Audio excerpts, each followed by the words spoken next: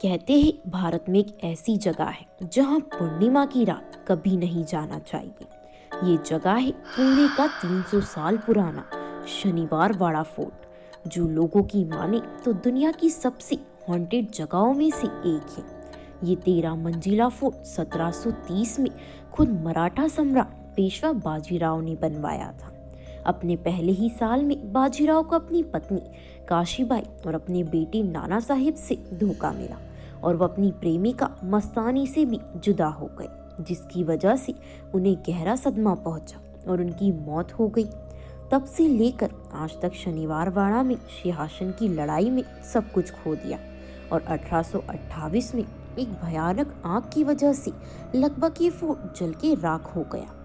आज तक किसी को नहीं पता कि वह आग कैसे लगी। लोग कहते हैं ये जगह शापित है और यहाँ बाजीराव पोते नारायण राव की आत्मा भटकती है। काका मुझे बचाओ, काका मुझे बचाओ, काका मुझे बचाओ, जो इस फोर्ट में किसी को नहीं रहने देती। नारायण राव के आखिरी शब्द भी आज तक इस फोर्ट में गूंजते हैं और लोगों को सुनाई देते हैं। पेशवा बाजीराव की 3 संतानें थीं, विश्वासराव, माधवराव और नारायण राव। नाना साहिब की मौत के बाद विश्वासराव को पेशवा बनाया गया, जिससे नाना साहिब का छोटा भाई रघुनाथ राव उर्फ रघुवा बेहद चिढ़ गया। विश्वासराव पानीपत की तीसरी लड़ाई में मारा गया और उसके छोटे भाई माधवराव ने अपने आप को इसका जिम्मेदार मानकर अपने दम तोड़ लिया। नारायण राव, जो अभी सिर्फ 17 साल का ही था, उसे नया पेशवा घोषित कर दिया गया, जिससे उसके चाचा की चिढ़ नफरत में बदल गई। वह किसी भी हद तक जा सकता था शासन को प्राप्त करने के लिए। नारायण राय को इस नफरत का अंदाजा हुआ तो उसने अपने चाचा को अपने घर में नजरबंद कर दिया।